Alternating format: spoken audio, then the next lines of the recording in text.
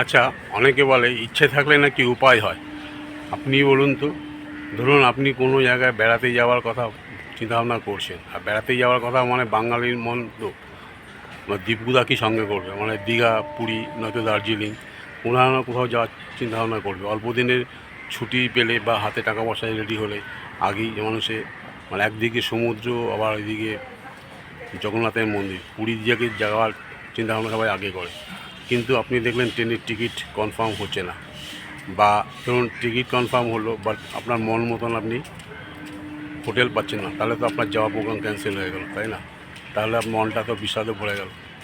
কিন্তু যদি এমন হয় আপনাকে ট্রেন বুকিংও করতে হলো না, হোটেল বুকিংও করতে হলো না, খোদ কলকাতার মধ্যেই আপনার পুরীর জগন্নাথ দেবের দর্শনের স্বাদ মিটে যায়, তাহলে ব্যাপারটা কেমন হবে?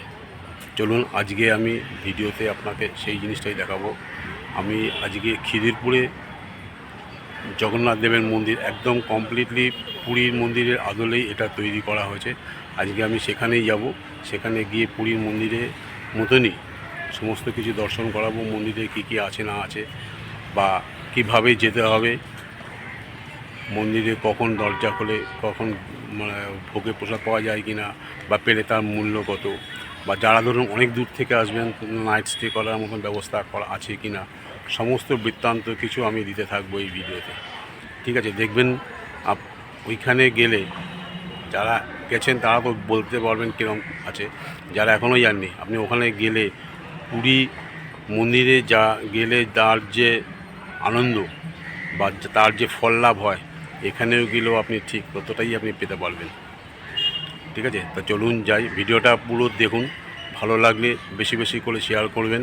আর যারা আজ নতুন আছেন চ্যানেলে, যারা ধরুন নতুন এসেছেন, প্লিজ চ্যানেলটা একটু সাবস্ক্রাইব করে সঙ্গে থাকুন, যাতে করে এরকম ভিডিও নিয়ে এসে আপনার কাছে নোটিফিকেশান তাহলে সবার আগে চলে আসতে পারে। ঠিক আছে, আর লাইক করলে কী হচ্ছে, আমি তাহলে একটু মানে এই যে আমরা যে ভিডিওগুলো উপস্থাপন করছি, আমি একটু মোটিভেশনটা পাই, যার কেমন হচ্ছে না হচ্ছে যে কমেন্ট বক্সে একটু লিখে জানাবেন, তাহলে সমস্ত কিছুই রইল। চলুন এবার আমি এখন লেক গার্ডেন স্টেশনে আছি, এখান থেকে মাঝিহাট স্টেশন যাব, সেখান থেকে চক্ররেল ধরে যাব। তো তার আগে বলি, শ্রীমা দাদা ট্রাভেলসের পক্ষ থেকে আমি অমিয় আজকে এসছি কলকাতা পুরী মন্দির দর্শনের জন্য। চলুন আমরা সবাই মিলে যাই।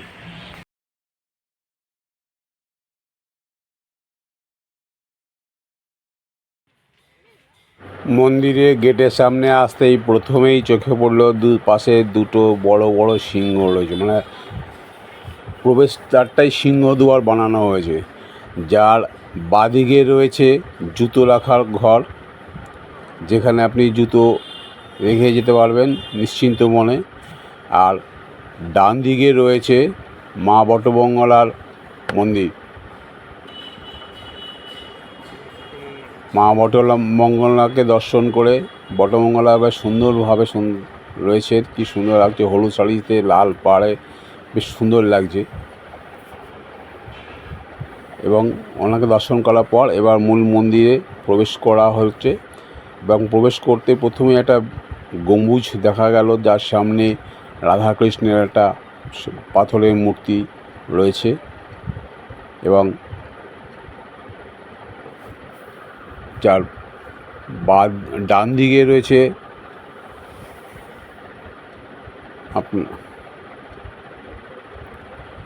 এই যে ছোট মঞ্চের মতন দেখা যাচ্ছে, এটা শ্বেত পাথরের তৈরি করা আছে। এটা যে যজ্ঞ গৃহ হয়, এখানে বিভিন্ন অনুষ্ঠানগুলিতে যজ্ঞ হয়, এবং শুধু তাই নয়, এবং সামাজিক অনুষ্ঠানগুলো যেমন ধরুন বিয়ে, অন্নপ্রাশন, উপনয়ন ইত্যাদি অনুষ্ঠানগুলোতে এখানে করা হয়। যারা এই মন্দিরে এসে অনুষ্ঠান করতে চান আর কি, অফিসে এসে আগে যোগাযোগ করে ব্যবস্থা রেডি করে যেতে হয়, এবং সেই সময় নির্ধারিত সময় এসে আপনি অনুষ্ঠান করতে পারেন। এবং এবং এই যজ্ঞগৃহের চারিদিকে দেয়ালের মধ্যে সুন্দর সুন্দর ঠাকুরের প্রতিচ্ছবি রয়েছে,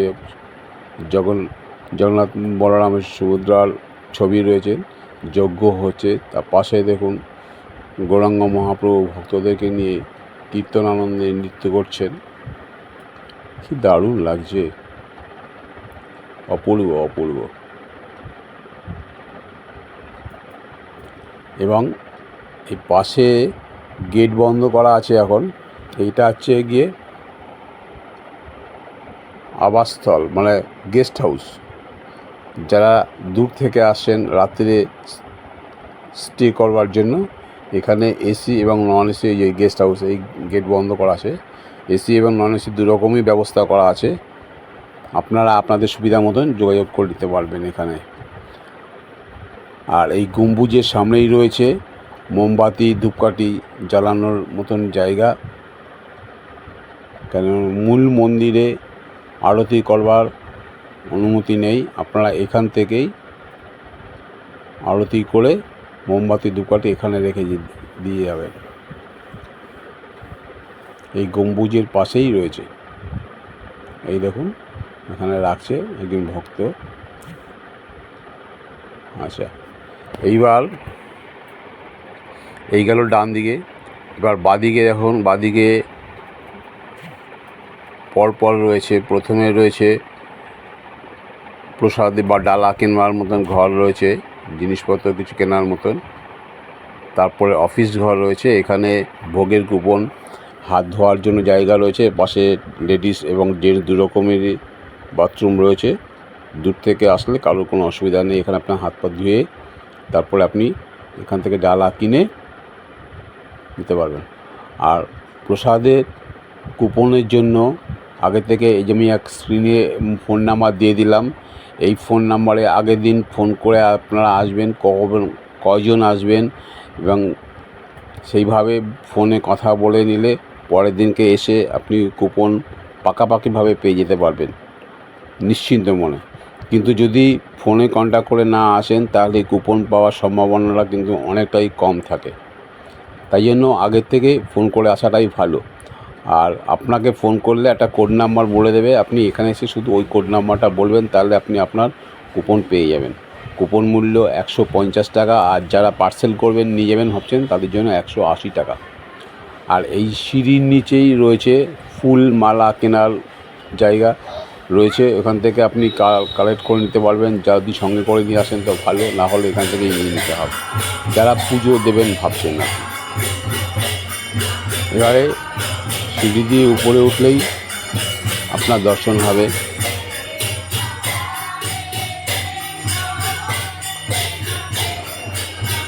বিকেলের দিকে আসলে দেখতে পাবেন প্রতিদিনই এরকম এখানে কীর্তন হয়।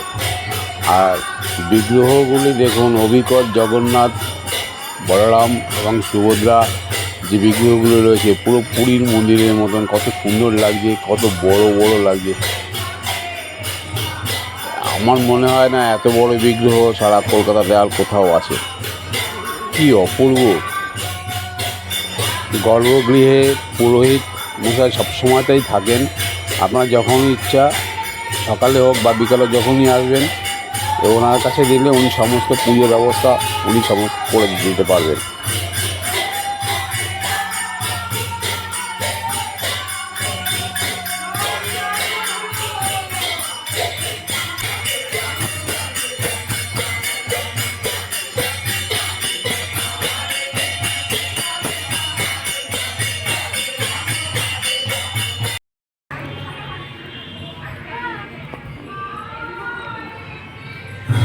পুরো একদম পুরীর জগন্নাথ মন্দিরের আদলে এই মন্দিরের ডিজাইনগুলো তৈরি হয়েছে। এবং পুরী মন্দিরে যেমন মন্দিরের পাশাপাশি হিরণ্যকশিপু, খিদিরপুর স্টেশন উপরে প্ল্যাটফর্ম, দেখুন এটা খিদিরপুর প্ল্যাটফর্ম যেখানে আমি এলাম। আর এটা হচ্ছে মন্দির। পুরীর মন্দিরে যেমন মেন জগন্নাথ মন্দিরের পাশাপাশি ছোট ছোট অনেক মন্দির ছিল, এখানেও তেমনি সব মন্দির রয়েছে ওখানে।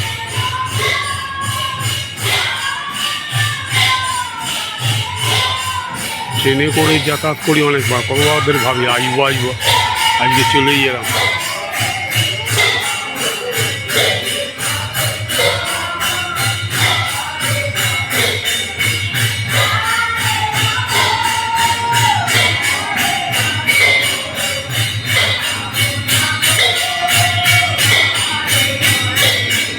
বিমলা মন্দির।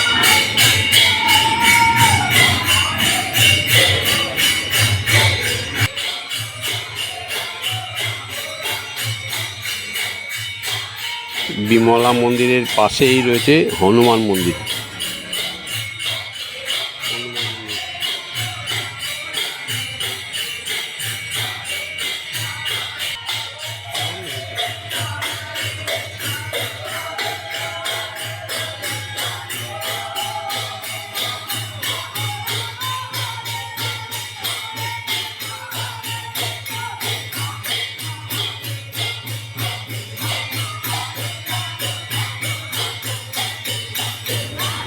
আসর জমে উঠেছে, কি মধুর লাগছে শুনতে, আহা মন জুড়িয়ে গেল।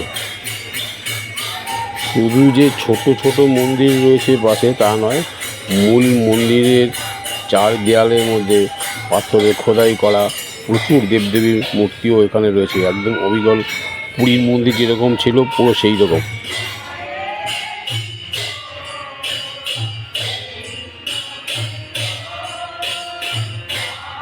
আপনি দেখছেন এখন সরস্বতী ঠাকুর,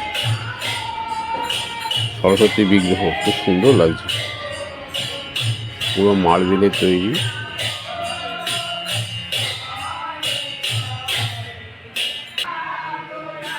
সরস্বতীর পাশেই রয়েছে সিদ্ধিবিনায়ক শ্রী গণেশের মূর্তি।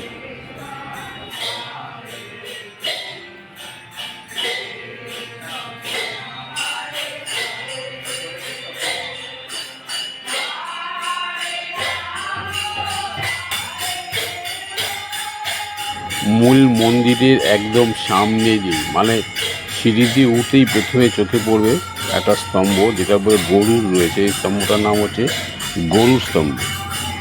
আর নিচে গেট দিয়ে ঢুকতে যে স্তম্ভটা চোখে পড়ছে সেটার নাম হচ্ছে অরুণ স্তম্ভ। অবিকল পুরীতে যেমন রয়েছে ঠিক তেমন এখানে রয়েছে।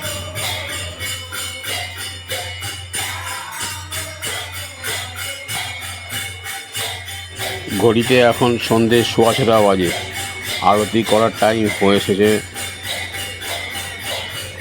আহা কি অপূর্ব দর্শন!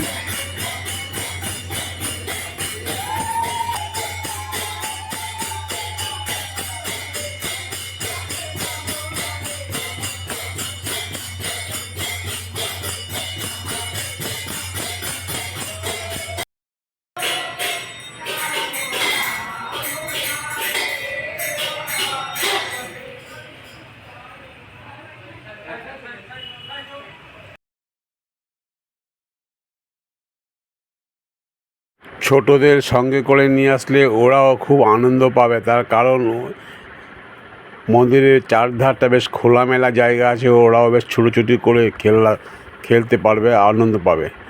আর এছাড়া বলছি, এই মন্দিরটা অ্যাকচুয়ালি এখানে রয়েছে প্রায় 1945 সাল থেকে।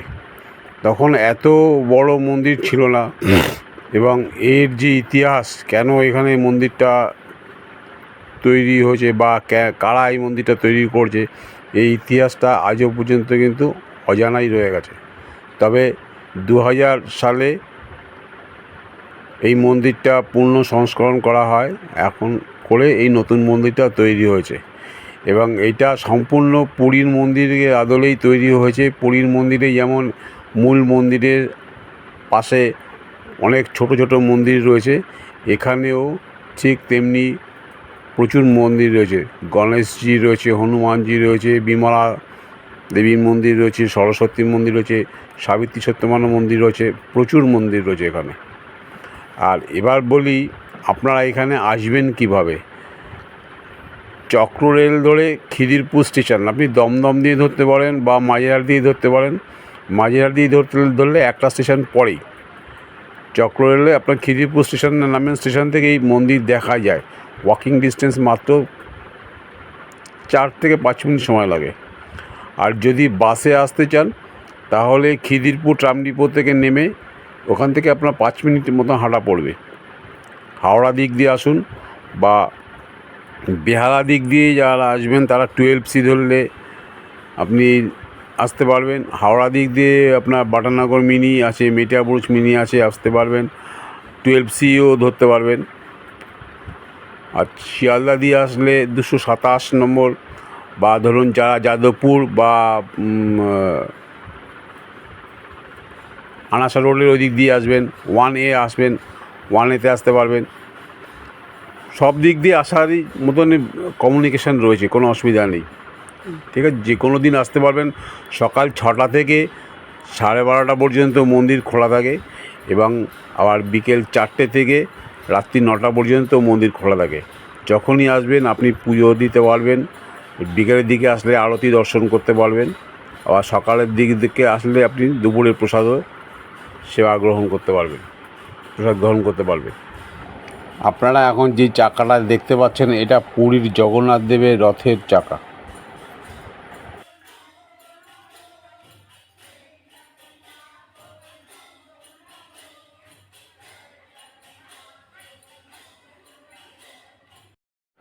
ইচ্ছে করলেই সবসময় পুরীতে যাওয়া সম্ভব হয়ে ওঠে না, ট্রেনের টিকিট বুকিং বা হোটেল বুকিংয়ে বা বিভিন্ন কারণের জন্য। তার জন্য যে আফসোস হয়, উল্টো আপনি এই যেই মন্দিরে এসে মন্দির দর্শন এবং জগন্নাথ দেবের দর্শন করার পর আপনার কিন্তু সেই আফসোস তো চলেই যাবে, উল্টে মন ভরে যাবে। তাই বলছি, যারা এখনও পর্যন্ত আসেননি এখানে, অন্তত একদিন এসে দর্শন করে যান, খুব ভালো লাগবে। আর নিচে আনন্দবাজারের থেকে প্রসাদ গ্রহণ করে যাবেন।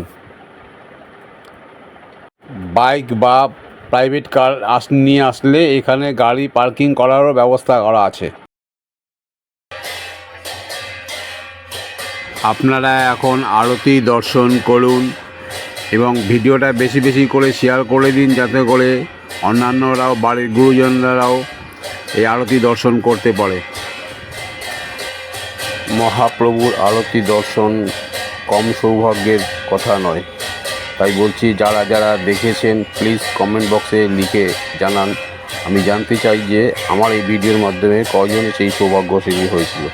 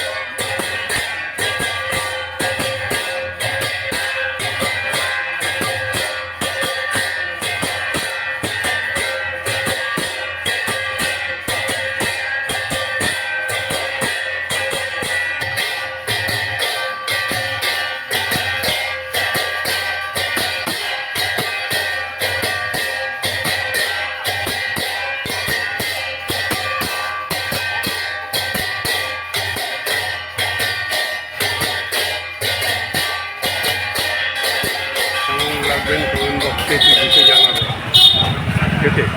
আর বেশি বেশি করে শেয়ার করবেন। আর চ্যানেলে নতুন হয়ে থাকলে সাবস্ক্রাইব করে সঙ্গে থাকবেন। আপাতত এই পর্যন্তই রাখছি ভিডিওটা, ঠিক আছে? আবার দেখা হবে অন্য কোনো ভিডিওতে। এরিয়া রাত্রিবেলা কেমন লাগছে।